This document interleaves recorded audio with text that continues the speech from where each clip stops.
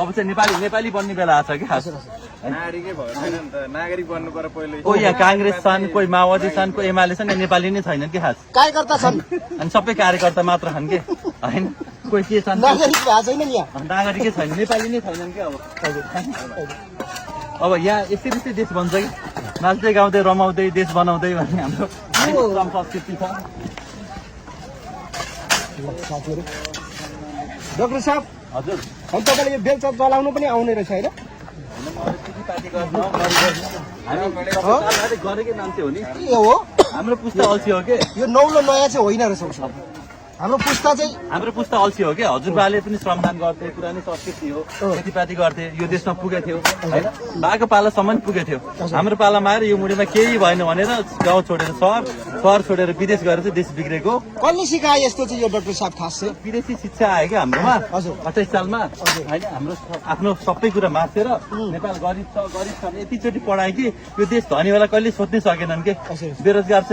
यतिचोटि स्कुलमा लेखियो कि यो देशमा कहिले रोजगारवाला सोच्नै सकिएन के तर मिडियाहरूले पनि जहिले पनि ए बनेन खत्तम भयो बिग्रियो कस्तो भइसक्यो सबै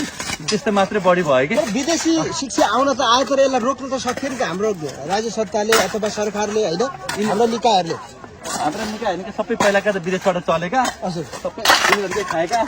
नेपालको भन्दा उनीहरूको तलब धेरै खाने त्यो भएर चाहिँ हो के त्यो कारणले पनि रोक्न सकिएन त्यो कारणले होइन अब चाहिँ हाम्रो बेला आएको छ अब आएको हो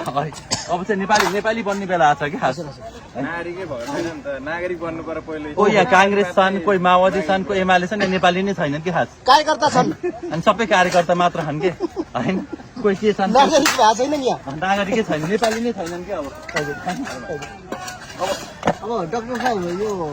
नेपालको शिक्षालाई आमूल परिवर्तनको लागि चाहिँ के गर्नु बच्चाहरूलाई यहाँ ल्याउनु पर्यो स्कुलको बच्चाहरूलाई चाहिँ एटलिस्ट ढुङ्गा बोकेर नि ज्यान पाल्न सक्ने बनाउनु पर्यो कि हैन खेतीपातीमा लग्नु पर्यो पासको चाहिँ ज्यान पाल्ने गराउनु पर्यो जस्तो परिवार पाल्ने गराउनु पर्यो कि चिया पकाउन सिकाउनु पर्यो हैन उ गर्न सिकाउनु पर्यो घडी बनाउन सिकाउनु पर्यो मोबाइल बनाउन सिकाउनु पर्यो हैन एउटा गुडिया बनाउन सिकाउनु पर्यो बिजुली वायरिङ गर्न सिकाउनु पर्यो हैन यो अब अलिकति चेकअप प्रेसर चेक गर्न सिकाउनु पर्यो कसरी योगदान गर्ने त्यो सिकाउनु पर्यो अब यहाँ यसरी चाहिँ देश बन्छ कि नाच्दै गाउँदै रमाउँदै देश बनाउँदै भन्ने हाम्रो संस्कृति छ। यो घोकन्ते र पठन्ते शिक्षाले काम दिएन अब के भन्दा म जहिले पनि फर्स्ट हुन्थेँ होइन स्कुलदेखि अहिलेसम्म डक्टर पनि भयो अन्तिममा चाहिँ के भन्छ भने अमेरिका छ दासी बन नोकर बन उनीहरूको चाकरी गर्दै के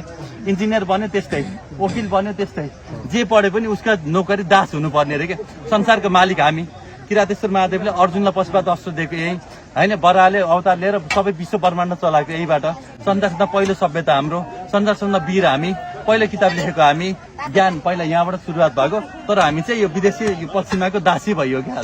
है उनीहरूले हामीलाई लडाए के कहिले जातका नाममा कहिले वर्गका नाममा अहिले भर्खरै हेर्नु न हर्के साम्बाङ दाइ आउँदै गर्दाखेरि चाहिँ यहाँ अनेक थरी कुराहरू गर्छन् कि दाइले गरेको काम कति महान छ के गर्नुभएको छ के छ नि त तर अनेक कुराले लडाउन खोज्छन् कि अब हामीलाई लडाउने तँलाई र मलाई भन्ने यो र सो भन्ने त्यो सबै कुराहरू त्यही भएर चाहिँ हामी एकजुट हुनु पर्यो नेपाली कर्म गर्नु पर्यो कि